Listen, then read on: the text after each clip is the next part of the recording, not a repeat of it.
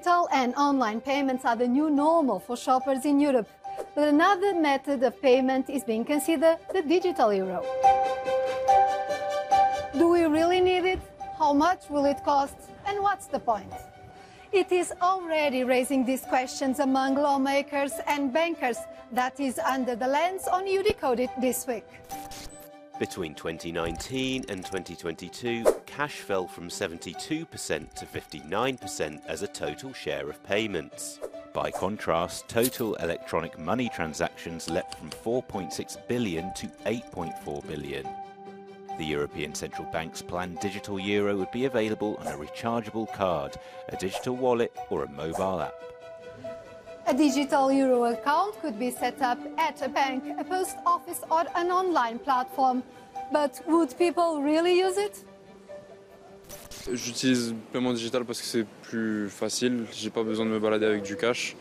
C'est sur mon téléphone, c'est plus pratique, plus facile, plus rapide. Sinto que o governo não tem que saber onde é que eu ando a gastar o meu dinheiro e se for cash, posso gastar onde eu quero. Já ouvi falar de moedas digitais, euro digital em específico para o continente europeu ou para a União Europeia, não. A parte do digital, neste momento, como lhe digo, já passei por situações de fraude e de cartões suspensos e tentativas de hackear a própria conta que confesso que me deixam um bocadinho constrangida, um bocadinho não muito segura em relação a isso, mas é possível. Yeah, it could easily handle more transaction over the borders and when you cooperate with different companies in different lands, so yes. Are you worried about your security when you do digital payments? Sometimes, but I usually trust the banks. So if the banks are involved, yes. Paula, how is the digital euro different from a cryptocurrency such as Bitcoin and others? So, unlike cryptocurrencies such as Bitcoin or Ethereum, this version would be risk-free. What does this mean? Well, basically, when we have a digital euro or a central bank digital currency, it is subject to a banking regulation. So if you have a problem, you can go to the central bank or you can go to your traditional bank and get some help or support. Does it mean that the digital euro is not a currency for investments? People will not make money on it like interest in the banks. It's just something for their daily lives? Yes. The initial idea of this project of the digital euro is basically that it serves as an alternative means of payment. So it wants to be as close to cash as possible, meaning that it is free for users, it is accessible, and that it ensures that citizens are protected. And that we have financial stability. So the private banking system is largely against this proposal. Why? Well, it's basically that European banks are a bit concerned or skeptical about the added value of this proposal. This is mainly because we don't know yet the overall cost of this project. We don't know exactly which infrastructure we're going to use for this project. And it is also because they fear that they could lose some bank deposits. The ECB already said that they are trying to ensure that this is just an alternative means of payment and it is not meant to be a savings vehicle for large amounts of money. So they would cap with a limit, for instance, so that the banks would not feel too much of the impact? Exactly. They don't know the figures yet, but they are planning to have these holding limits that they are currently discussing in the ECB as they are in the preparatory phase. The proposal is currently a bit stalled at the European Parliament because it was supposed to be voted in April, but that never happened, and they just had a briefing or, well, a hearing with the ECB representatives in September. Let's look at the pros and cons. Inclusion is seen as a pro, as people with no private bank account or access to internet could use it. Privacy is a thorny issue, but the ECB claims it would not be able to identify payment habits.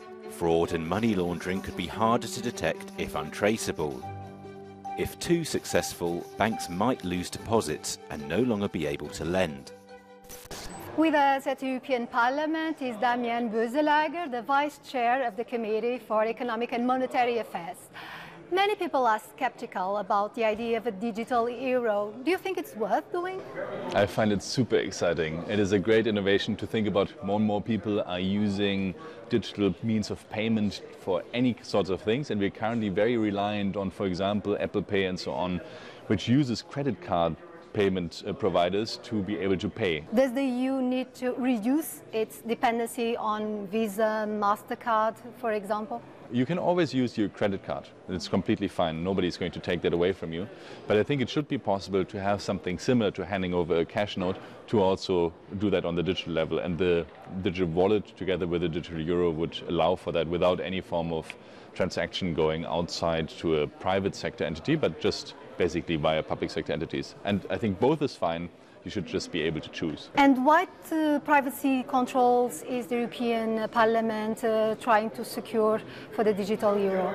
It's obviously extremely important that if you have agglomerated a lot of data about a lot of transactions and about a lot of individuals, you need to make sure that there is anonymization, that there is a way to make sure that this cannot be breached with cybersecurity issues. Maybe when the transactions are of a lower value, can be anonymous, and then only if it's larger transactions should be somehow maybe followable also to ensure anti-money laundering mechanisms still work. But I think there's a lot of layers that we can put in. The United Kingdom and China are moving in this area. Are you worried the European Union would be left behind? And here's one moment where we are actually leading, where we can be leading if we come forward with a good proposal. But we shouldn't dissect it now with lobby interests from all dimensions. We should really think about what makes sense and what is the added benefit, as you said, for the retail industry and for the individual customers. Just to add, because some people say digital euro would be more about the sovereignty, the financial sovereignty of the EU. Is this also a value that you think it's important to safeguard? I think it could have a big advantage for us as well. Also because we wouldn't be relying on third country payment providers or even European payment providers, but we could also rely on a public institution, in this case the central bank, to be able to do our payments. That gives you some sovereignty, also some independence. I think it's important, not just from third countries, but in general from failing banks, and I hope that this will work. The digital euro may boost Europe's financial sovereignty, but at what cost? Anyway, it won't be coming anytime soon, if it happens at all. Any legislation to be agreed in Brussels and with the member states would take 2 to 3 years. Thank you for watching. I'll be coming with more eu-decoding next week.